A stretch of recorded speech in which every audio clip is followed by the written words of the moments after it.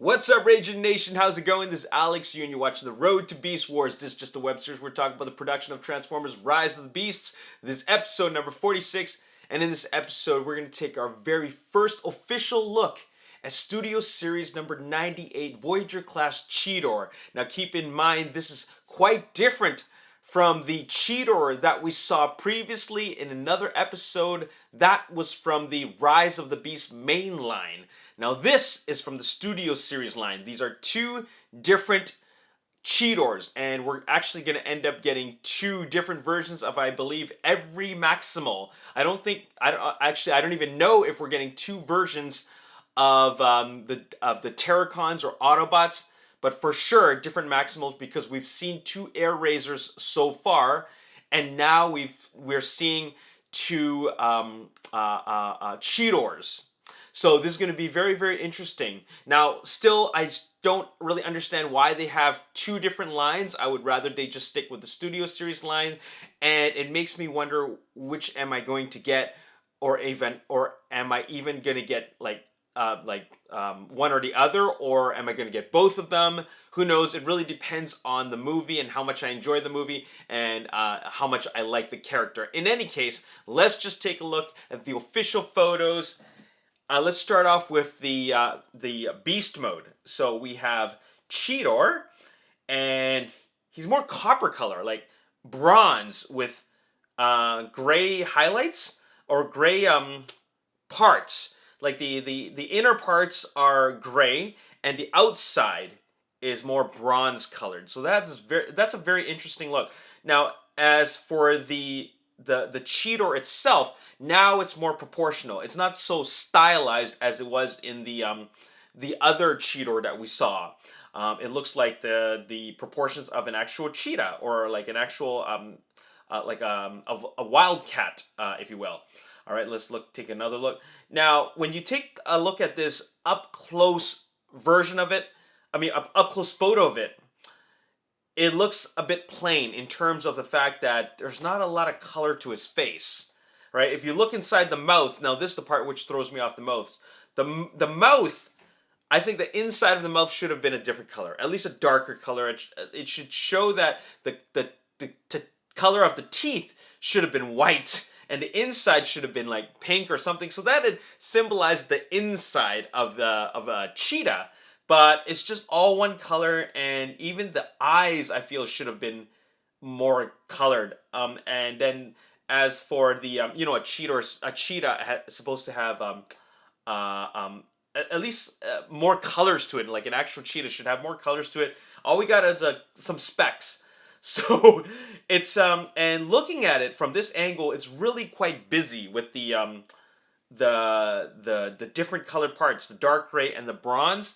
So it's a very interesting design choice.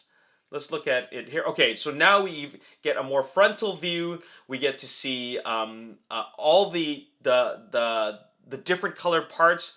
And like I said before, it's a very, very busy looking beast mode. And I get it. It's, I've been talking about this in my previous episodes, where I like the fact that the beasts are organic plus mechanical, and we get a very, very good representation of that. As you can see, the dark gray parts are the mechanical parts, and everything else, like the bronze colored parts, are supposed to be the organic parts of Cheetor.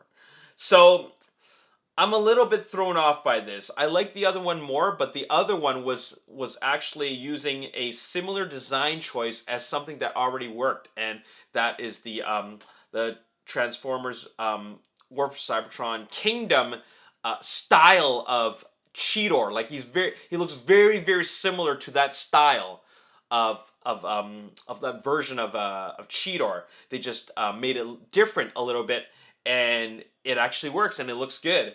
This is something that's more, I guess, screen accurate, or supposedly more screen accurate, because the proportions do look right as a cheetah. Okay, now let's look at the robot mode. Okay, so the robot mode, here it is. It is, what can I say? It's still kind of plain looking to me. I feel it's still kind of plain looking. When I look at the face, it makes me wonder, does he actually have a mouth when he talks, or is it like a face shield like Optimus Prime and Soundwave? I can't really tell from this, but it is a little bit. I guess it's in when it's represented in the movie, you can see why it doesn't have the head of a cheetah on its front of the chest, because that would just be, I don't know, maybe that looks just silly, right? So I understand why they decided to go with this design choice where they don't have any evidence of a cheetah's head on its chest. All right, so that's really interesting. Proportions are good. I like that they decided to include the fact that he's got big shoulders, just like the other version did. So it's pretty accurate representation in terms of that version. But proportions are pretty decent. Let's look at this attacking mode. Now here's where it comes to life.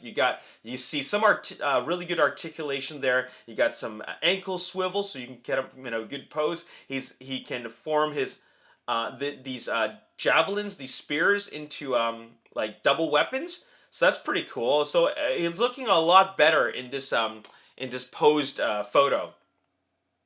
And excuse me, it also shows that you can attach the two javelins, or rather the two spears together, on the non-bladed part, and then it becomes like a long javelin. So I wonder how he's going to use this in the movie. It makes me wonder, is he gonna be like all like Darth Maul mode, where he's like flinging the thing and using it like a double bladed lightsaber, or is he gonna throw it around, or is he gonna take it apart and then use it as a two swords? That's really interesting. So I'm really looking forward to seeing what Cheetor's gonna bring. Heck, I'm looking forward to seeing what all the Maximals are gonna bring to the table, because they're all brand new characters that we've never seen before in Transformers live action universe. We've seen so many Autobots as cars, and all they do are really just like, here, I'm a robot now, I'm a car, and then I'm a robot again. It's nothing really special about that after 5 movies.